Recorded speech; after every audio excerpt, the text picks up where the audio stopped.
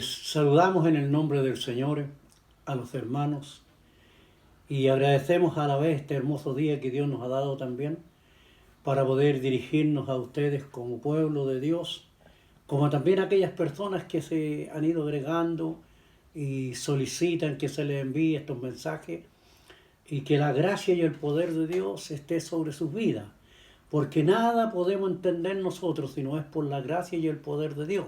Nada podemos hacer, así lo manifiesta su palabra. Sin mí, dijo el Señor, nada podéis hacer. Aunque nos afanemos en hacer muchas cosas, las podemos hacer, pero a nuestro gusto, a nuestra manera, pero no conforme a la voluntad de Dios. Y cuando dice el Señor, sin mí nada podéis hacer, significa que nosotros tenemos que ir a Él siempre buscando su dirección, buscando su protección, buscando la ayuda oportuna para nuestras vidas. Porque al enviar un mensaje de la palabra de Dios, necesitamos la gracia de Dios en nuestras vidas. Porque si no hablaríamos conforme a hombre y no conforme a la gracia y el poder de Dios. Por eso que en esta mañana creo que quisiera compartir un mensaje de la palabra de Dios, de un hombre que si nosotros pues empezamos a analizarlo, ¿quién le enseñó? ¿Y quién le dijo que Dios existía? ¿Y quién le enseñó a creer en Dios? Si no había nada, no había en ese tiempo orden, no había mandamiento, no había en ese estatuto, no había nada. Solamente Dios había creado esta tierra y todas las cosas que nosotros vemos y había formado al ser humano.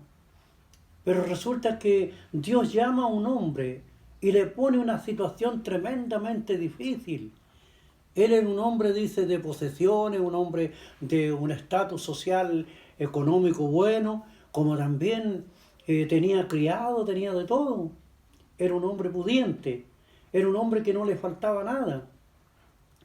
Y vea usted el llamado de parte de Dios, por eso que nosotros nos podemos hacer una pregunta: ¿quién le enseñó? ¿Y quién le dio a entender que era Dios que le hablaba? Ahí vemos nosotros la soberanía absoluta de Dios, absoluta, total de Dios. La Biblia dice que Él dice, endurece al que quiere endurecer, pero sí dice también, tiene misericordia del que quiere tener misericordia. Esa es la soberanía de Dios. Eso es lo que Dios hace. ¿Y quién le puede decir por qué lo está haciendo así? Nadie, ningún ser humano. Ninguno de nosotros podemos decirle a Dios por qué lo está haciendo de esta manera. Y vemos en este hombre tres cosas muy importantes en su trayectoria, muy importantes. Y fue probado desde que fue llamado, fue probado. Desde que lo llamó Dios, Dios lo probó. Por eso que el título, el subtítulo que podríamos ponerle en esta mañana, en este día, a este mensaje, es: Dios prueba la obediencia a los que creen en Él. Dios prueba, no tienta, que es otra cosa. Dios prueba la obediencia a los que creen en Él. Dios le dijo a Abraham: sal de tu tierra, de la casa de tu padre, de tu parentela, tienes que salir de aquí a una tierra que yo te mostraré. Bueno, ¿y qué tierra? ¿Qué tierra le iba a mostrar? ¿Qué tierra era la que Dios le iba a mostrar? Y él salió, y salió. Y se fue del lugar, y se fue de los entornos donde él vivía, donde tenía todas sus posesiones.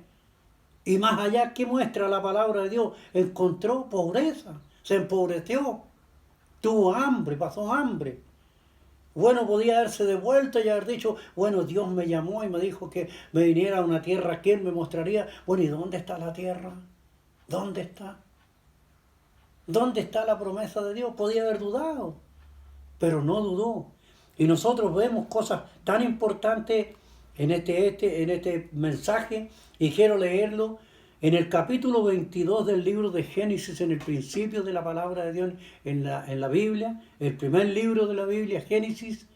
Ahí en el capítulo 22, del versículo 1 al 14, voy a leer en el nombre del Señor. Dice así: aconteció después de estas cosas que probó Dios a Abraham y le dijo a Abraham, y él respondió: heme aquí. Y dijo: toma ahora tu hijo, tu único, Isaac, a quien amas, y vete a tierra de Moriah, y ofrécelo allí en holocausto sobre uno de los montes que yo te diré. Y Abraham se levantó muy de mañana, y enalbardó su asno, y tomó consigo 2 siervos suyos, a Isaac su hijo, y cortó leña para el holocausto, y se levantó y fue al lugar que Dios le dijo. Al tercer día alzó Abraham sus ojos y vio el lugar de lejos. Entonces dijo Abraham a sus siervos: esperad aquí con el asno, y yo y el muchacho iremos hasta allí, y adoraremos y volveremos a vosotros. Y tomó Abraham la leña del holocausto y la puso sobre Isaac su hijo, y él tomó en su mano el fuego y el cuchillo, y fueron ambos juntos. Entonces habló Isaac a Abraham su padre, y le dijo: Padre mío. Y él respondió: heme aquí, mi hijo. Y él dijo: he aquí el fuego y la leña, mas ¿dónde está el cordero para el holocausto? Y respondió Abraham: Dios se proveerá de cordero para el holocausto, hijo mío. E iban juntos. Y cuando llegaron al lugar que Dios le había dicho, edificó allí Abraham un altar, y compuso la leña, y ató a Isaac y su hijo, y lo puso en el altar sobre la leña.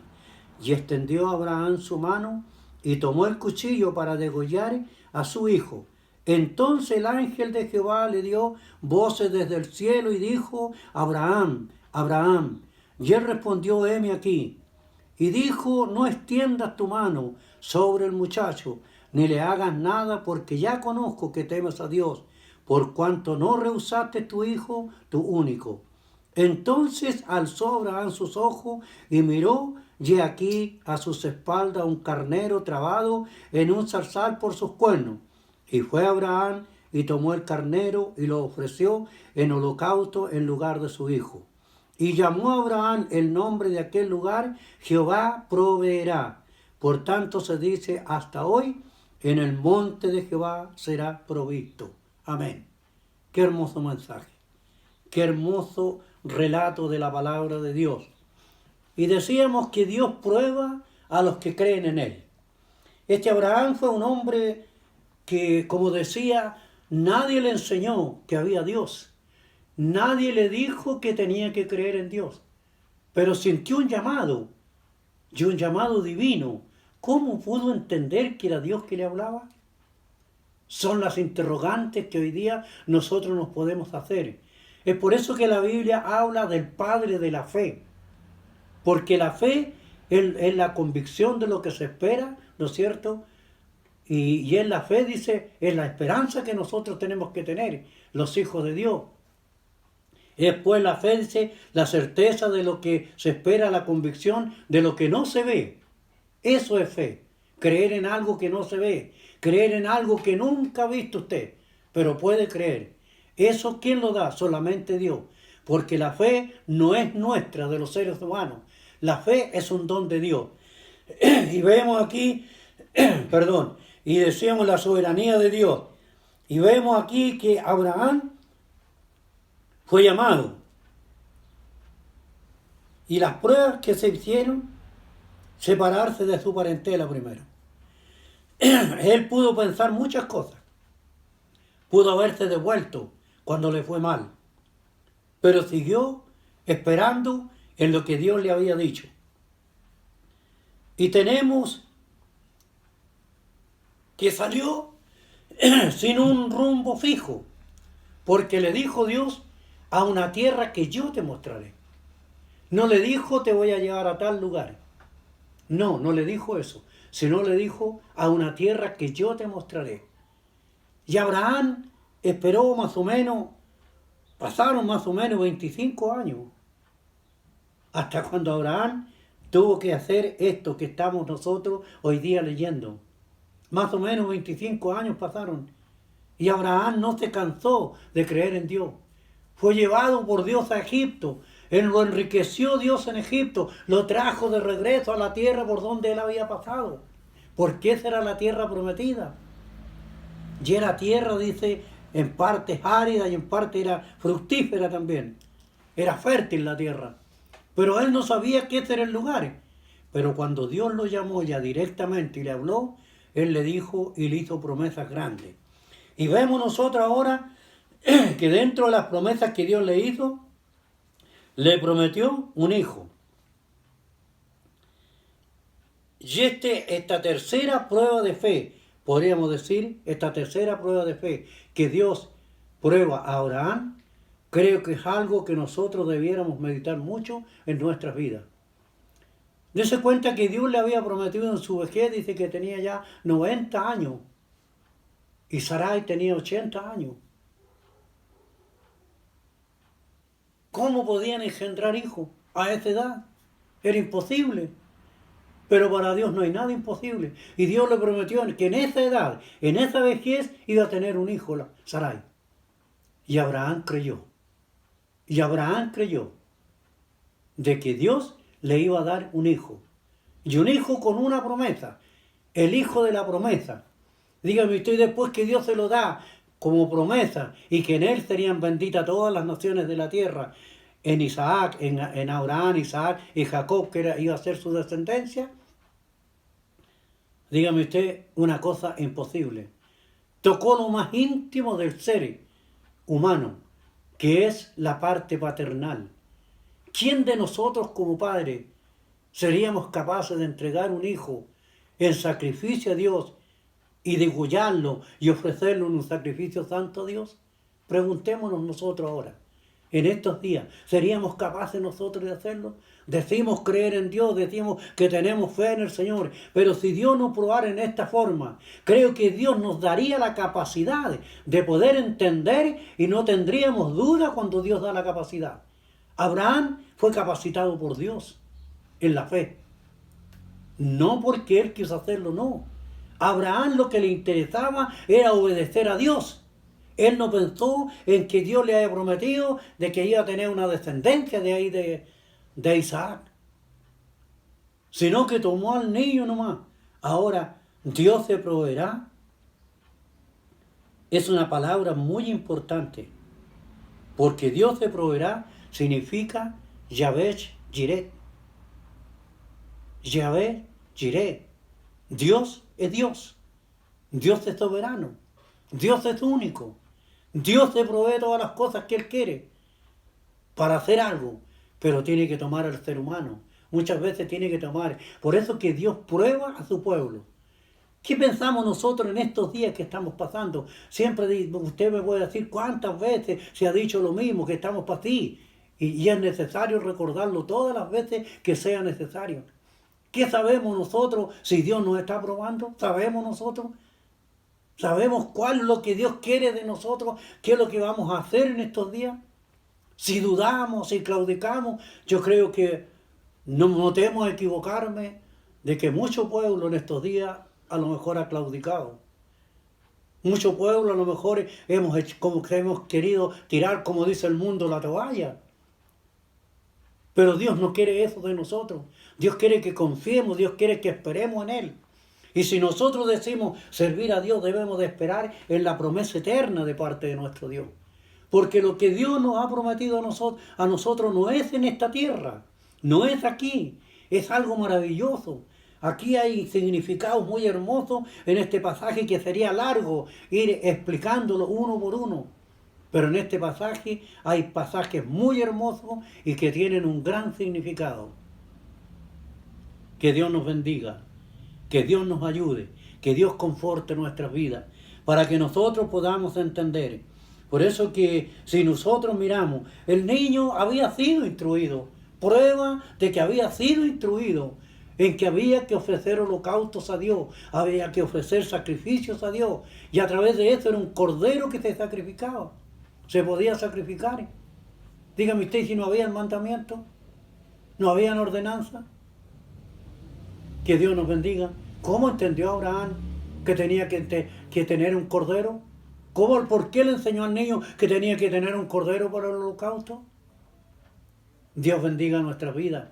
Por eso que vemos la soberanía absoluta de Dios en estos pasajes. Y vemos la grandeza del poder y el amor de Dios para con el ser humano. Qué grande es Dios. Qué maravilloso es Dios para con nosotros los seres humanos. Aún siendo pecadores, aún siendo mal agradecidos muchas veces con nuestro Dios, Él permanece fiel para con nosotros.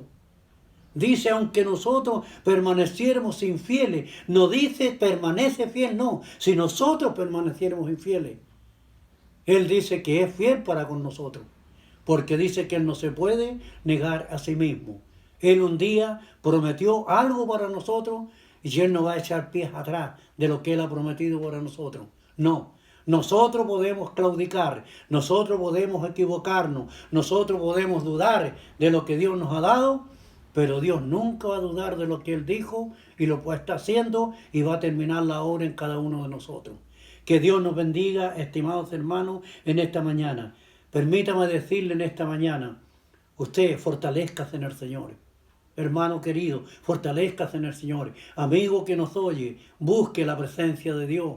Mire que lo más hermoso que el ser humano puede alcanzar en esta tierra es ser alcanzado por la mano poderosa de Dios. Y eso lo hace solamente Dios, solamente la obra maravillosa del Señor. Jesús, dando a entender esto, que la soberanía es total de Dios y no de Él, aún siendo el Hijo de Dios, Él dijo, nadie viene a mí si mi Padre no lo enviare. Nadie viene a mí, dijo. Nadie puede venir a mi presencia, nadie puede buscarme, nadie puede desearme, dijo el Señor, si mi Padre no lo enviare primeramente. Y nadie puede ir ahora al Padre, dijo, si no es por mí. Bendito sea el nombre del Señor, dando a entender que Él con el Padre son una sola sustancia y el poder del Espíritu Santo. Una sustancia, una Trinidad perfecta, algo absoluto, permanente, que no es división, no, es una unidad. Y esa unidad permanece hasta el día de hoy. Y esa misma unidad es la que trabaja hasta el día de hoy. Donde trabaja el Padre, y trabaja el Hijo y trabaja el Espíritu Santo. Donde trabaja el Hijo, trabaja el Padre, el Hijo y el Espíritu Santo. Y donde el Espíritu Santo trabaja en estos días, está trabajando el Padre, el Hijo y el Espíritu Santo. Es una Trinidad perfecta, que nunca dejan de tener una unidad. Bendito sea el nombre del Señor. Y dijo el Señor Jesús, así como yo y mi Padre somos una sola cosa, una sola sustancia, dijo, quiero que estos que han creído en mí sean también uno con nosotros. Mire qué hermoso ofrecimiento nos hace el Señor. Mire qué grande y maravilloso ofrecimiento nos hace el Señor. Que nosotros podemos ser partícipes de la naturaleza divina de parte de nuestro Dios. Este es Dios. Este es el Dios. Este es el Dios de Abraham. Este es el Dios de Jacob. Este es el Dios de Isaac. El Dios nuestro hoy día. Dios no ha cambiado, hermano querido. Permítame decirle, Dios no ha cambiado ni nunca va a cambiar. Porque Él es eterno. Él dice y hace. Dice y hace. Porque es un Dios verdadero. Por lo tanto, en esta mañana, Dios les bendiga grandemente y que se sustenten y se alienten por la palabra de Dios. Que este mensaje les sea un mensaje de esperanza, de seguridad, de certeza para su vida, de convicción, para que su fe sea aumentada. Usted en la Biblia dice, si eres falto de fe o eres falto de sabiduría, demándala, pídela a Dios, y el cual te dará abundantemente, dice, y sin reproche. Dios no te va a reprochar, hermano querido. Amigo, Dios no te va a reprochar, no te va a desechar Dios si tú le pides que te le des a entender y que Él le dé a entender lo que usted necesita. No, Dios no se va a enojar por eso. Todo lo contrario, se va a alegrar, porque uno más desea alcanzar la bendición que Él tiene preparada. Que Dios nos bendiga en esta mañana y que Dios les bendiga a todos ustedes. Son nuestros deseos.